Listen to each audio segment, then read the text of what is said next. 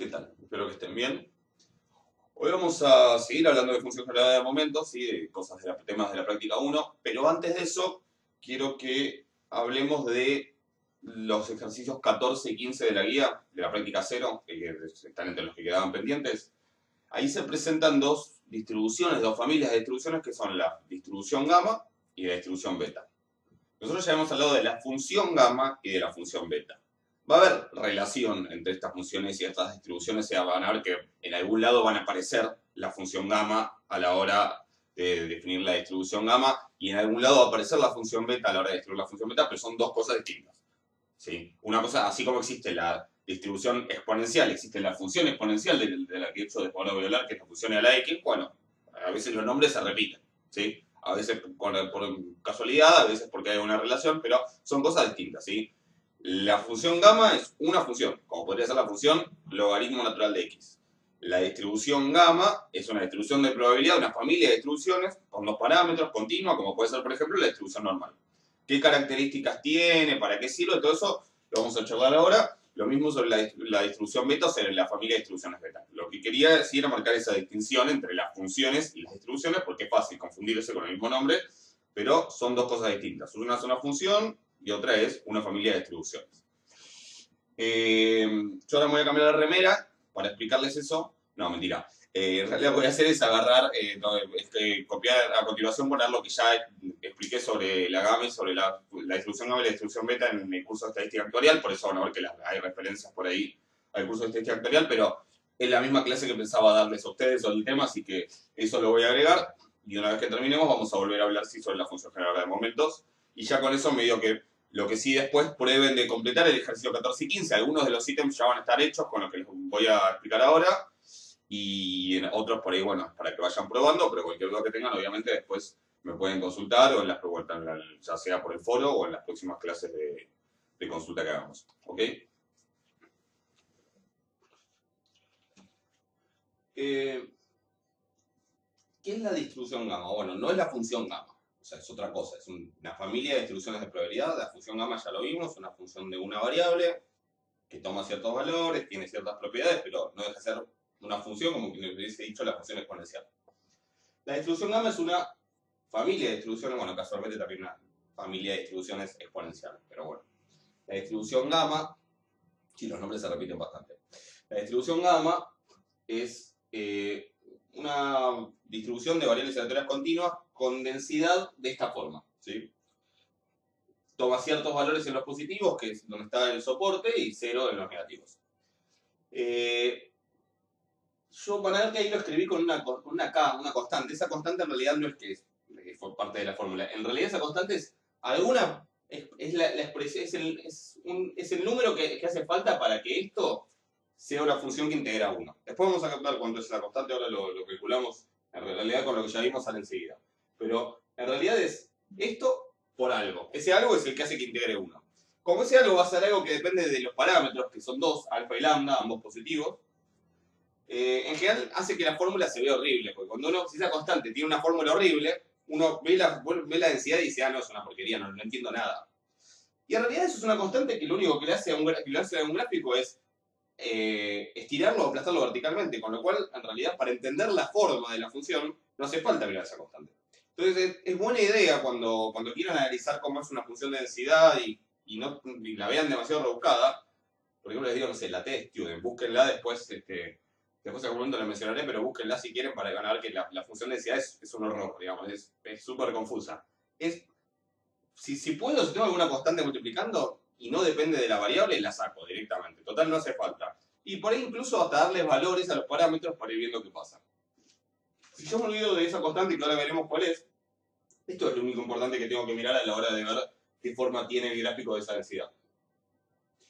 Y lo que van a ver es que en realidad el parámetro lambda mucho no importa. Si uno le cambia el lambda, lo que va a pasar es que la función básicamente va a ser o más estirada verticalmente y más chata horizontalmente, o al revés. Y eso tiene que ser, siempre una cosa conlleva a la otra, porque acuérdense que esto siempre tiene que integrar 1. O sea que si la estiro para arriba, se tiene que achatar de otra manera para que siga integrando 1.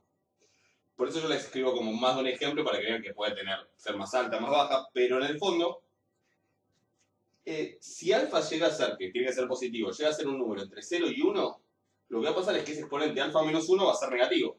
Entonces esto va a quedar x elevado a algo negativo, que podría ser, no sé, x a la menos 0,5, por e a la menos lambda x. Yo voy a tomar lambda igual a 1 para hacerla fácil, porque en realidad no importa el lambda. El lambda es lo que se llama un parámetro de escala. No, lo único que cambia es si tiene más varianza, menos varianza, más estirado, menos estirado. Pero en realidad el alfa es el que cambia la forma de la distribución y por eso se llama parámetro de forma, de hecho. Entonces yo tengo x a la menos 0,5 por e a la menos x. En realidad es como tener e a la menos x. Si el exponente es negativo, lo puedo pensar como que está dividido por x a la 0,5. Y fíjense, ¿qué pasa cuando me acerco al 0? ¿Qué pasa cuando x tiende a 0 por la derecha? El exponente va a tender a e a la 0, o sea que esto va a tender a 1. Y el denominador, el numerador, perdón, y el denominador va a tender a 0, porque 0 a algo positivo tiende a 0. Así que si el numerador tiende a 1 y el denominador tiende a 0, esto va a tender a infinito, a más infinito, de hecho, por los signos. O sea que cuando alfa está entre 0 y 1, el 0 tiene una asíntota vertical, la decíamos. O sea, esto no se ve en el gráfico del todo claro, pero acá hay una asíntota, no toca el eje. También es fácil ver en todos los casos, por ahí en el último es más difícil de ver, pero en todos los casos se puede ver que cuando x tiende a más infinito, tengo numerador tendiendo a 0, porque acá hay un menos, y denominador tendiendo a infinito. Esto 0 sobre infinito no es una determinación. Las determinaciones son 7, y esto, acá no hay ninguna duda, porque el exponente, que el numerador tiende a 0, me dice que esto se va a 0. Que el denominador tiende a infinito también me dice que se va a 0, como 1 sobre infinito, ¿no? Entonces, esto se va a 0, ¿sí? Así que tiene una asíntota horizontal. En los tres casos pasa lo mismo. En el último es más difícil de ver porque está esto de si gana el polinomio o la exponencial, que ya dije antes, pero gana la exponencial, así que se va a 0, no lo voy a hacer para cada caso. Lo que sí cambia es que cuando alfa es igual a 1, exactamente 1, el exponente se me hace 0 de la x, y entonces me queda x a la 0, que es 1, así que desaparece, me queda solo esta parte, que si lo miran un poco se van a dar cuenta que es una distribución exponencial, ¿sí? La exponencial es un caso particular de la gama, ¿sí? Uno va a tener que la gama 1 lambda es exactamente lo mismo que lo que ya antes llamamos distribución exponencial de parámetro lambda. Y si alfa es mayor que 1, en ese caso lo que cambia es que ahora voy a tener x a la algo positivo, por ejemplo x al cubo por e a la menos x. Entonces en 0, e a la menos x tiende a 1, porque tiende a e a la 0, pero 0 al cubo ahora sí va a tender a 0, porque el exponente es positivo. Cuando era negativo sí era infinito porque era como 1 sobre x a la algo positivo. Entonces 0 por 1 tiende a 0, ahora todas estas empiezan en el 0. Y acá el parámetro de forma, lo que uno puede ver, que está bueno también tenerlo presente para saber qué gráfico se espera. Si alfa es mayor a 1 pero cercano a 1, en general va a estar muy pegado al eje vertical, el comienzo de la distribución, después sube y baja, y tiene la asíntota. Y a medida que aumenta alfa, se va a ir como corriendo. Y si alfa es muy grande, en general va a pasar que va a tener una forma parecida a la de una normal, pero en realidad, ojo, porque empieza en 0, el soporte sigue siendo 0 más infinito. Pero es verdad que se va a parecer a una normal y uno puede usar el teorema central del límite incluso para justificar que eso va a ser así. Después, cuando veamos el teorema central, lo podemos charlar. Pero esas son como las diferentes formas. Fíjense que es una familia de distribuciones que es bastante útil porque es muy versátil. En realidad, con solamente 2 parámetros yo puedo lograr un montón de formas distintas, por eso es que se usa mucho, ¿sí? Y además de que aparece en determinadas situaciones, pero es útil para modelizar ciertas cosas. Que tiene un único máximo, me lo tienen que creer, pero bueno, también lo pueden probar, haciendo el estudio de la función. Lo que sí quiero comentar un minuto es quién es esa constante, así les escribo bien la fórmula, por si no se la acuerdan. Y R va a salir enseguida con algo que ya dijimos. Yo digo, si yo integro toda la densidad, desde menos infinito hasta más infinito, bueno, primer comentario, integrarla desde menos infinito hasta más infinito, como ya vimos antes, es lo mismo que integrar directamente la parte de soporte, porque la parte que es 0 no me interesa, ¿sí? O sea que en realidad yo voy a integrarla desde 0 hasta más infinito, pues tendría que separar la parte que dije antes, vale 0, así que no la pongo, directamente voy de 0 a más infinito, integro esto, con la constante esa de acá que no sabemos quién es. Entonces, pero que no depende de x, así que la puedo sacar afuera.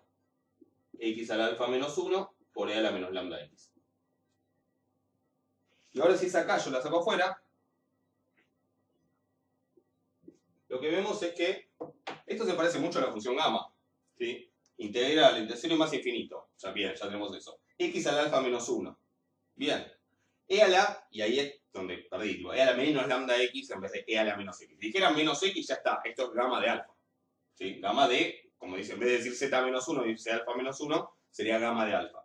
Pero lo que vimos, la fórmula que vimos es que si acá tengo una constante multiplicando, queda una fórmula un poco distinta.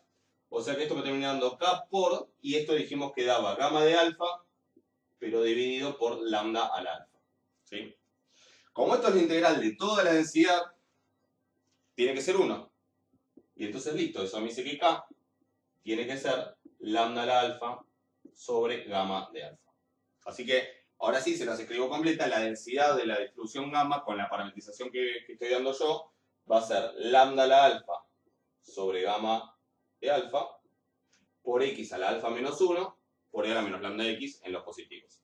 ¿Estamos de acuerdo? Esa es la fórmula. Para que insisto, cuando uno le tiran esta fórmula así todo de una, y otras mucho peores incluso, pero donde todo el choclo del principio es una constante, es como que o asusta o por lo menos confunde bastante o tapa un poco el bosque, el árbol. Entonces está bueno decir, bueno, todo esto es constante y ni lo miro ahora para ponerme a analizar la forma de la función. Pero bueno, realmente la fórmula es esa y siempre que hagan la integral y eso es que van a tener que usar, o sea, siempre que se pongan a analizar algo van a tener que usar esa expresión. Varias cosas más para decir sobre la función, sobre la distribución gamma. Similares a las que dije para la exponencial. Bueno, una, ¿cuál es la función generadora de momentos? Si quieren pueden probarlo, yo no lo voy a hacer la cuenta. La función generadora de momentos es similar a la de la exponencial, pero elevado a la alfa. ¿Sí? Y también está definida para t menor a lambda, que como es positivo es un intervalo que contiene el 0, así que está ok, sirve para todo lo que dijimos que servía. A partir de ahí pueden buscar la esperanza. La esperanza es alfa sobre lambda, eso me lo acuerdo. La esperanza es alfa sobre lambda, la varianza creo que es alfa sobre lambda al cuadrado, pero bueno, deriven y la van a encontrar. Por ahí les conviene más usar la función de cumulantes en vez de la de momentos, para que sean más fáciles las cuentas.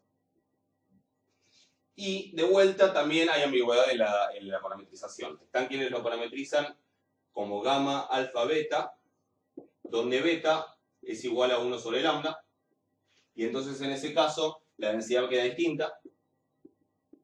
Con esa parametrización la densidad queda, si lambda es 1 sobre beta, ¿sí? O sea, si beta es 1 sobre lambda, lambda también es, paso para allá, es 1 sobre beta, así que esto me queda 1 sobre beta a la alfa, así que va a ser 1 sobre beta a la alfa por gamma de alfa por x a la alfa, todo igual, el resto, ¿sí? No, todo igual no. 1 sobre beta a la alfa por gamma de alfa por x a la alfa menos 1 por e a la menos, y en vez de decir lambda x, si lambda es 1 sobre beta, va a ser e a la menos x sobre beta. Eso en los positivos y en los negativos es 0 igual que antes. O sea que cambia, obviamente la función general de momentos va a quedar distinta, porque donde dice lambda uno tendría que poner 1 sobre beta, también va a cambiar la fórmula de la esperanza, va a cambiar la fórmula de la varianza, pero siempre siguiendo esa relación. Entonces, cuando vean una fórmula y dicen, pero esta no es la fórmula que me dieron, fíjense si está parametrizado de la misma manera, porque para bien o para mal, esto pasa muy comúnmente con muchas distribuciones, y no es que es algo que se me ocurrió a mí ponerlo así. En un montón de bibliografía, también según a qué se aplique, se lo van a encontrar con lambda, y en un montón de bibliografía se lo van a encontrar con beta y escrito de esta manera. Así que bueno, hay que acostumbrarse a manejar esas cosas, porque es cosa cotidiana en estadística y probabilidad. Así que bueno, finalmente vamos a ver qué tiene esto que ver con la distribución de Poisson, porque acá cierra. En el otro caso uno dice, bueno, la geométrica, la binomial negativa, todas, la binomial, todas discretas, tiene algún sentido. Acá es como, ¿qué pasó? ¿Qué tendrían que ver estas con la Poisson, que es discreta, porque en el fondo es discreta, o sea, toma valores 0, 1, 2, 3, 4. ¿Qué tendrían que ver estas que son continuas? Y acá es donde aparece esto del tiempo continuo o la superficie continua. Ahí es donde van a aparecer estas distribuciones. Así que vamos a ver esa relación y ya con esto terminamos por ahí. Otra distribución que seguramente vieron en estadística 2, y si vieron estadística bayesiana, seguro la vieron porque es muy útil en estadística bayesiana, pero también sirve para otras cosas, es la distribución beta, también es de variables aleatorias absolutamente continuas. El detalle por ahí de la beta, distinto a la mayoría de las que vimos, no todas, pero la mayoría, es que el soporte es el intervalo 0,1, nada más. ¿sí? Toda la distribución está concentrada en el intervalo 0, 1 y el 0 fuera de ese intervalo. Por eso es útil, bueno, para representar distribuciones que tengan la propiedad de que la variable toma valores en ese intervalo. Obvio que si no fuera el intervalo 0, 1, mediante alguna transformación, y fuera otro intervalo, mediante alguna transformación se puede correr, pero la base va a estar en lo que pasa acá en el intervalo 0, 1. De hecho, vimos una que ya vimos la uniforme que también toma valores en un intervalo específico. Yo acá de vuelta puse una constante porque ahora vamos a ver cuánto vale esa constante para de vuelta no perder de vista lo que le pasa al gráfico de la densidad viendo el choclo que puede aparecer ahí adelante, ¿sí? Pero es una distribución de dos parámetros positivos que los vamos a llamar alfa y beta y el nombre obviamente le viene de que guarda alguna relación con la distribución beta. Si mal no recuerdan, esta expresión aparecía cuando uno definía la función beta. Lo mismo pasó con la gamma, ¿sí? La expresión que definía la función gamma aparecía, o una muy similar, cuando vimos la distribución gamma. Pero son cosas diferentes. Una cosa es la función beta, una función de dos variables, como las de análisis de dos. Otra cosa es la distribución beta, que es una distribución de probabilidad de variables continuas, absolutamente continuas y a dos parámetros. Pero para ver, antes de ver cuál es la constante esta que falta ahí, para ver las formas que puede tomar, que son justamente muy variadas, y eso es muy útil porque me dice que me va a permitir modelizar muchas cosas diferentes. Fíjense que, si yo acá puse algunos ejemplos nada más de los posibles, pero si alfa es mayor a 1 y beta es mayor a 1, tanto el exponente de la x como el exponente del factor 1 menos x son positivos. ¿Sí? Son 0, algo, o 1, o 2, algo, o 5, lo que sea. Eso hace que cuando x se acerca a 0, esto se acerca a 0, y cuando x se acerca a 1, este 1 menos x también se acerca a 0. O sea que tanto hacia un lado como hacia el otro den 0. Pero eso porque los exponentes quedan positivos. ¿Qué pasaba cuando el exponente me quedaba negativo? Como por ejemplo si tomo alfa menor a 1, que el exponente de la x me va a quedar negativo. Habíamos dicho que en ese caso yo tenía que pensar como que era 1 sobre x con un exponente positivo. Entonces en ese caso el denominador va a tender a 0, y 1 sobre x, es decir, x a la algo negativo, va a tender a infinito. Por eso en este caso, en x igual a 0 hay una asíntota vertical. ¿Sí? Sin embargo, si beta es mayor a 1, en 1 el comportamiento sigue siendo el mismo, sigue tendiendo a 0. ¿Sí? Sigue terminando acá. Y después obviamente sigue siendo 0 tanto acá como acá. Obviamente si fuera al revés, si fuera alfa mayor a 1 y beta menor a 1, tendríamos algo al revés, ¿no? Acá estaría cerca de 0 y acá tendría la asíntota vertical en 1, ¿no? Sería algo así. Tendría acá y tendría la asíntota vertical en 1. Pero eso si estuvieran al revés. Si los dos fueran menores a 1, habría una asíntota vertical acá y otra asíntota vertical acá. ¿Estamos de acuerdo? Y las formas van cambiando según los valores relativos de alfa y beta, ¿sí? Se tira más para un lado o más para el otro la distribución según los valores relativos de alfa y beta. Por eso acá les dibujo como varios ejemplos posibles. Prueben, si quieren, busquen en la bibliografía como para ver cómo influyen los parámetros en la forma. También podría tener el caso en que alfa es igual a 1. Si alfa es igual a 1, me da x a la 0 y este factor desaparece y simplemente me queda 1 menos x a la beta menos 1. Que en 0 me va a dar un valor que no es 1, sino la constante que tengo acá, y en 1 va a tender a 0. Si los dos fueran iguales a 1, me queda x a la 0 por 1 menos x a la 0. En ese caso que me queda solo la constante.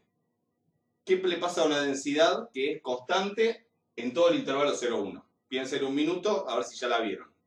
Si le contesto, esto es ni más ni menos, ¿sí? La beta 1, 1. Ya vimos una distribución que era constante en un intervalo. Y si es constante en el intervalo 0, 1, ¿qué va a hacer? Es la distribución uniforme 0, 1. La distribución uniforme 0, 1 es un caso particular de la distribución beta. No todas las uniformes, porque después se puede correr el intervalo. Pero bueno, si uno en la beta la corriera, tendría incluidas a todas las uniformes. Estamos, esto quería mencionar. Y ya que estamos, ¿quién es esa constante? Bueno, no es muy difícil de ver. Recuerden que se tiene que cumplir que la integral de toda la densidad entre menos infinito y menos infinito, entre menos infinito y más infinito,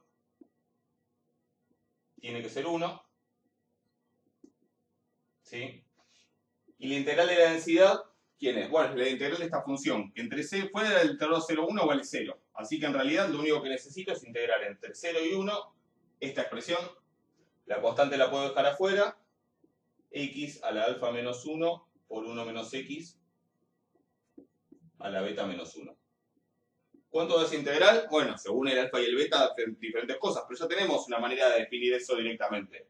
Esto es K, lo de afuera, y lo de dentro de la integral es la función beta evaluado en alfa beta. Es la función beta tal cual la definimos, sin ninguna cosa rara como nos pasó con la gamma, ¿eh? Es la función beta. O sea que como esto tiene que dar 1, nos queda que K es 1 sobre la función beta. ¿Sí? 1 sobre beta. O sea que acá donde dice K podría poner 1 sobre beta. O también recordando que beta de alfa beta es gamma de alfa por gamma de beta sobre gamma de alfa más beta, podríamos poner lo contrario, lo inverso, que es esto. De hecho, una vez que uno escribe esto en la función beta y lo otro en la fórmula, es muy fácil, se vuelve complicado recordar si beta de alfa beta es esto o lo contrario, pero bueno, hay que tener cuidado de no confundirse. O sea que lo que uno tendría que poner en lugar de K es esta expresión. Pero de vuelta lo mismo que les dije con la gamma. Si yo pongo, como de una les digo, la densidad es esta cosa por esto, es como que todo esto empieza a molestar a la vista. Por más que uno tenga claro que lo único que hay que mirar es la X.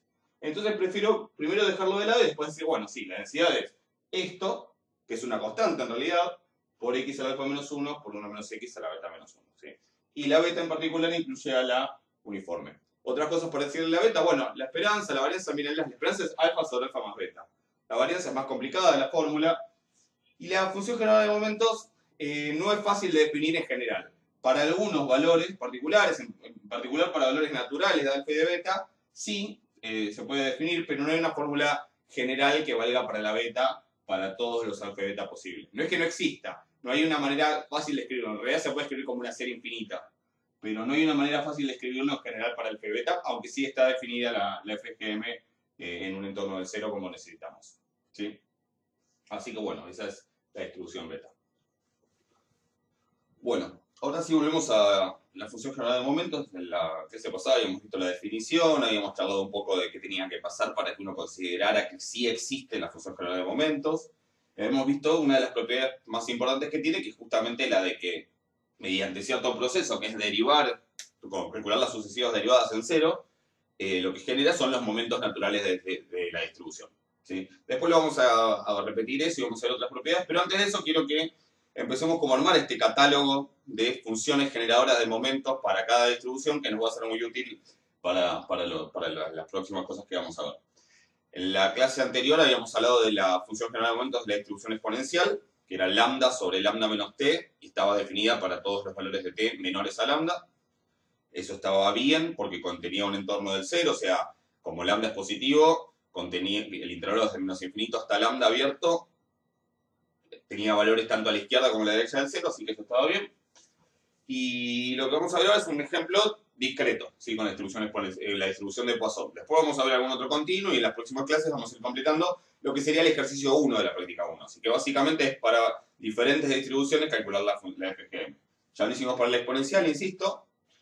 Les dejo como ejercicio para que prueben, eso era el ítem A, les dejo como ejercicio para que prueben el ítem B, que es el de la gamma, ¿sí? Es muy similar al de la Poisson. De hecho, la respuesta, que creo que ya subí las respuestas de la guía 1, la respuesta es que es la misma, pero elevado a la misma que para la exponencial, pero elevado a la alfa. ¿Sí? Tiene sentido porque la exponencial es un caso particular de la gamma. Y les dejo para que hagan eso como ejercicio. El razonamiento es muy similar al que vimos para la exponencial en la clase anterior. Lo que vamos a ver ahora es la Poisson y después vamos a ir viendo otras en las próximas clases. También hoy vamos a ver la normal. Entonces, distribución de Poisson, ¿sí? De parámetro lambda, lambda es un parámetro positivo. Es una variable aleatoria discreta cuyo rango son todos los enteros no negativos, o sea, los naturales con el 0. 0, 1, 2, 3 hasta infinito. Y esta es la función de probabilidad puntual, que se puede probar que es una función de probabilidad puntual, por ejemplo, sumando para todos los naturales y viendo que eso haga 1. Les dejo como ejercicio, o sea, uno podría hacer esta cuenta, ¿sí? Sumar la función de probabilidad puntual, que es esta, desde 0 hasta infinito, y eso va a dar 1. ¿Sí? Prueben de hacerlo. Yo ahora voy a hacer algo un poco más complicado, que es calcular FGM, pero se los dejo como ejercicio para que prueben de hacerlo usando más o menos las mismas ideas que vamos a usar ahora después. Esta es la función de probabilidad puntual. Y una de las ideas que hay que usar, que va a ser útil para esto y para otras cosas en la materia, van a ver que la vamos a usar pronto para otra cosa, es hablar del desarrollo de Taylor de la función a la x. Supongo que recuerdan algo de los polinomios de Taylor, pero básicamente uno tenía esta fórmula donde uno iba armando el polinomio de Taylor como x, como básicamente f, por ejemplo, yo quería, o en este caso sería el polinomio de Maclaurin, ¿sí? el polinomio de Taylor alrededor del 0 con una función, era f de 0 más f' en 0 sobre 1 factorial, que es 1. Acá uno podría poner un 0 factorial, que también es 1, o sea que ni lo escribo, por x a la 1, más f segunda en 0 sobre 2 factorial por x al cuadrado, y así hasta el orden que uno quiera. Era si quiero el desarrollo de Taylor de orden n, tengo que hacer esto hasta n, por x a la n. Si fuera el desarrollo en el punto A, en vez de en el 1, en vez de en el 0, todas estas funciones y derivadas se evaluarían en el 1, y en vez de x, en todos estos lugares tendría que poner x menos 1, x menos 1 al cuadrado, x menos 1 a la n. Como para la función e a la x, en 0 vale 1, e a la 0. Y como la derivada es siempre e a la x, o sea, en la primera, la segunda y todas, es decir, se puede derivar las veces que quiera, y todas esas derivadas entonces en 0 van a valer 1, cuando uno de esta fórmula reemplaza me queda 1 más 1 por x, más 1 sobre 2 factorial por x cuadrado, más 1 sobre 3 factorial por x cubo, así hasta el lugar que uno quiera, ¿sí? Si yo corto en un lugar, si yo corto en 8, por ejemplo, tengo el desarrollo de Taylor de orden 8, el polinomio de Taylor de orden 8, la función e a la x en 0. Ese polinomio se va a parecer a la función a la x, se va a parecer bastante si estoy cerca del 0, y a medida que me alejo puede ir siendo cada vez más distinto. Lo que se puede probar usando el resto del polinomio de Taylor, no sé si alguna vez hablaron de eso, tampoco me voy a explayar en eso ahora, pero lo que se puede probar es que para esta función e a la x, si uno dice esta suma la toma infinita, ¿sí? O sea, toma lo que llamamos la serie de potencias, que en este caso, por salir del desarrollo de Taylor, se llama serie de Taylor, lo que obtienes no una aproximación de a la x, sino exactamente la función a la x. Es decir, que en realidad esta función, esta serie infinita, esta serie de potencias, representa una función que es exactamente la función a la x, no es otra cosa. Es una manera alternativa de representar la función a la x, ¿sí? Entonces, por ejemplo, si yo tengo 1 más 2 al cuadrado sobre 2 factorial, más 2 al cubo sobre 3 factorial, y en todos los lugares donde acá dice x pongo un 2, que voy a tener e a la 2, por ejemplo. ¿Se entiende? Entonces esto lo vamos a usar ahora. Sí, lo dejo ahí escrito porque lo vamos a usar. ¿Qué es lo que quiero calcular? Sí, en el punto, no me acuerdo qué ítem es, pero es en el punto 1 de la guía, no sé el subítem, pero que es la función de generador de momentos por la distribución de Poisson. Entonces, de vuelta, tenemos que ir recordemos la definición de función generadora de momentos. ¿Qué es la función generadora de momentos? Bueno, si existe va a ser esto, la esperanza de e a la t por x, y va a ser una función precisamente de la variable t. ¿Ok? Ahora, ¿cómo voy a hacer para calcular esta esperanza? Bueno, como es una discreta, como x es discreta, e a la t por x también, pero como x es discreta y la variable a la que le quiero calcular la esperanza es una transformación de la variable x, lo que voy a hacer es usar la propiedad esa de esperanza de g de x. ¿Y qué me decía? Bueno, que tenía que hacer la suma de x para todos los valores de rango, y a la función de probabilidad puntual de x, en vez de multiplicarla por x, que eso me daría la esperanza de x, le tengo que poner e a la t por x. ¿Sí? O sea, como la misma función que tengo acá, solo que lo escribo con la x chiquita porque está haciendo referencia a esto. ¿Sí? O sea que lo que tengo que hacer es la suma desde x igual 0 hasta infinito de e a la t por x. ¿Por qué de 0 hasta infinito? Porque ese es el rango de la variatoria. De e a la t por x por la función de probabilidad puntual, que ¿cuál es? Esta. E a la menos lambda, lambda a la x sobre x factorial. ¿Sí? Y bueno, ahora tengo que ver cómo hago para... A ver, digo, ¿cuál es la función general de momentos? Bueno, no podría decir que es esta. O sea, es esta sí. Pasa que en general es muy poco práctico escribirlo de esa manera, porque si yo les digo ahora hagan cuentas con eso, es medio lío. Pero podemos escribirla de una manera un poco más cómoda, ¿sí? Un poco más que uno entiende mejor lo que está pasando. Entonces, lo que vamos a hacer, básicamente, en realidad es este e a la t por x lo vamos a juntar con este lambda a la x. Esa es una de las cosas que vamos a hacer. Y la otra cosa es correr este e a la menos lambda, ¿sí? Y eso lo puedo hacer, porque piensen que Olvídense que no fuera un E a la menos lambda. Imagínense que fuera un 2. ¿Sí? Si fuera un 2, quiere decir que cuando yo desarrollo esta suma, cuando en vez de escribirla así, la escribo así, cada término de esa suma infinita que escribo va a tener un 2. ¿Sí? Un 2 multiplicando. Que va a ser algo por 2 por no sé qué. Más algo por 2 por no sé qué. Más algo por 2 por no sé qué. Más algo por 2 por no sé qué. ¿Qué harían en una suma de... Supongamos que fuera una cantidad finita de términos. Y si tengo siempre en todos los términos un 2. ¿Se les ocurre algo? Piensen un segundo si quieren. ¿Qué puedo hacer? Bueno, lo puedo sacar como un factor común. Lo puedo escribir afuera, que sea 2 por... Y después que la suman ya no tenga el 2. Cuando la suma es infinita vale lo mismo. Y con los constantes en la sumatoria se puede hacer eso. Se las puede sacar como un factor común. Que básicamente es como sacarlo fuera de la sumatoria. ¿Sí? Pero en realidad es como sacar factor común. En realidad la propiedad es eso. ¿Y cómo me di cuenta que este es un factor común que va a ser siempre igual en todos los términos? Y por ejemplo este no, o este tampoco. Bueno, porque hay que ver qué es lo que va cambiando entre término y término. Eso me lo dice lo que se llama el índice de la suma, que es esta variable de acá. Lo que va cambiando de término a término, que primero vale 0, después vale 1, después vale 2, después vale 3, es la x. ¿Sí? El lambda va a ser siempre lambda. Es decir, si yo escribo el primer término de esta suma, va a ser e a la t por 0 por e a la menos lambda por lambda a la 0 sobre 0 factorial.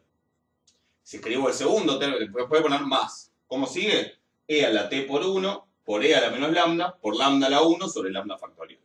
Más e a la t por 2 por e a la menos lambda por lambda a la 2 sobre lambda factorial. Todo lo otro va cambiando, pero el e a la menos lambda, que no depende de la x, no depende de la variable de la suma, es una constante y la puedo sacar afuera de la sumatoria. Es decir, la puedo en vez de escribir ahí, la puedo escribir acá.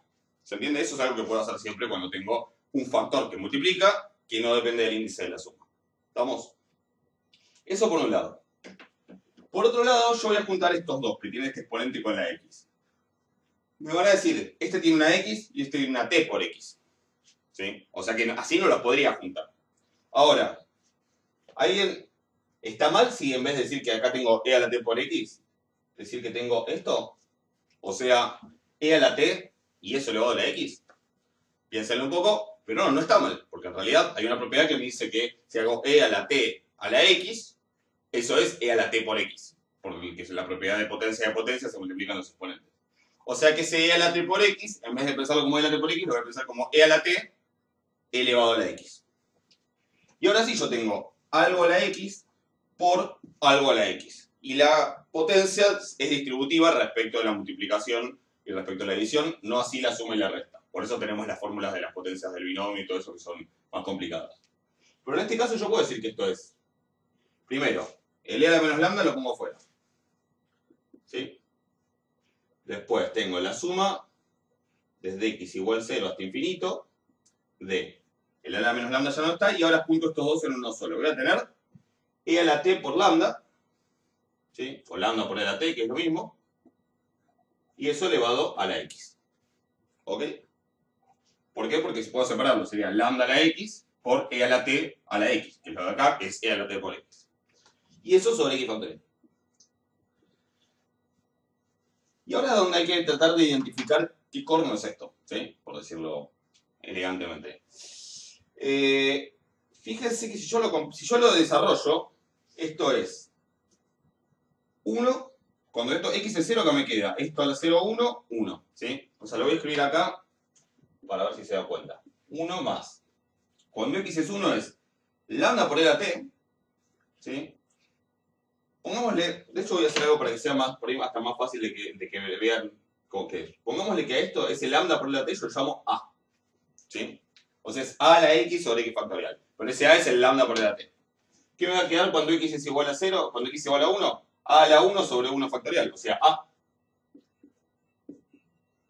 ¿Qué me va a quedar cuando tomo x igual a 2? A la 2 sobre 2 factorial. Después voy a tener a la 3 sobre 3 factorial. Y así voy a seguir. Pongan pausa acá y piensen a ver si se dan cuenta cómo puedo escribir esto de una manera más sencilla. ¿Sí? Ese 1 más a cuadrado sobre 2 factorial, piénsenlo un poco. ¿Sí? Pongan pausa, yo ahora les doy la respuesta. Fíjense que esto es esto mismo, pero en vez de decir x dice a.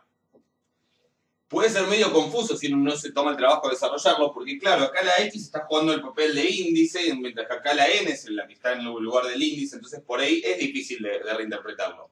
Pero cuando uno a veces se toma el trabajo de desarrollar las cosas, incluso cuando simplifica las cosas diciendo, bueno, todo esto es una constante, no me importa, le pongo un nombre y ya está, ahí es cuando uno se puede dar cuenta, ah, no, pero esto es lo mismo que tengo acá. Solo que en vez de ser e a la x, porque acá estaba escrito con x, va a ser e a la a. ¿Sí? Que está escrito con a.